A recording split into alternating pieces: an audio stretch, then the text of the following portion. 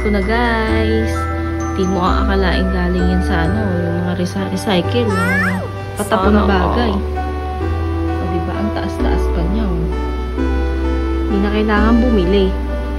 Kasi, ayan na, DIY lang, Christmas tree. What? O diba? Akala nila, binili ko yan eh. Hindi nila alam, pinulot lang namin yan o.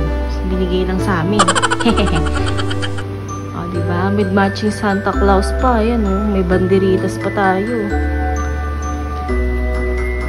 Ayan o, diba? Pasko na.